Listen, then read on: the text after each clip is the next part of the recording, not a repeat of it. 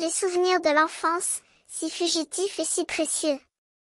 Voici l'histoire de Valenziza, un petit monde qui semblait s'éterniser pour lui, mais qui en réalité ne durait que quelques heures. 5 heures, précisément, qui semblaient s'être écoulées à une vitesse incroyable, à la fois lente et rapide comme les minutes d'un compte à rebours. Valenziza se souvenait parfaitement de cet après-midi où le temps semblait s'être figé. Il avait à peine 10 ans, et son esprit était encore imprégné de la magie de l'enfance. Ses parents, papa et maman, l'avaient laissé seul dans la maison, avec pour seule compagnie les bruits de la rue et les chuchotements des voisins. Il s'était installé dans son petit coin préféré, une petite zone tranquille où il aimait se réfugier pour jouer avec ses jouets. Mais ce jour-là, il était dans une humeur particulière, comme si le monde entier l'avait abandonné pour une raison ou une autre. Il avait oublié le nom de ses jouets, et même les mots pour les décrire. C'était comme si la langue lui avait été volée. Soudain, il entendit des bruits étranges provenant de l'extérieur. Il sortit pour voir ce qui se passait et découvrit que son père, qui était un petit commerçant, faisait une vente en plein air.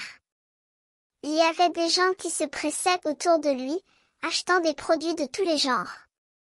Valenziza regarda, fasciné, les visages souriants et les mains qui saignaient dans les sacs.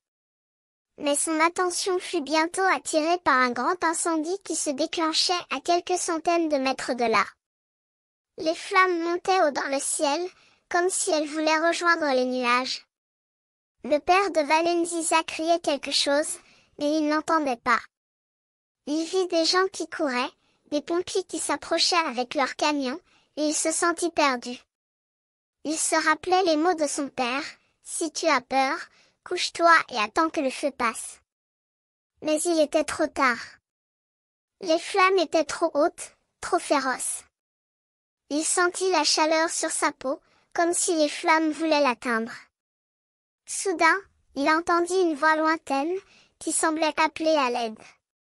C'était un cri, un appel à la pitié. Il regarda autour de lui et vit un groupe de gens qui se précipitaient pour éteindre l'incendie. Il se joignit à eux, sans savoir vraiment ce qu'il faisait. Puis, tout à coup, l'incendie fut éteint. Les pompiers avaient réussi à contenir les flammes. Les gens se mirent à respirer, à se relâcher, comme s'ils venaient de survivre à une épreuve. Valenziza regarda autour de lui, épuisé, mais heureux de voir que tout était terminé. Il se souvint de ses jouets, de ses parents, de la maison tranquille.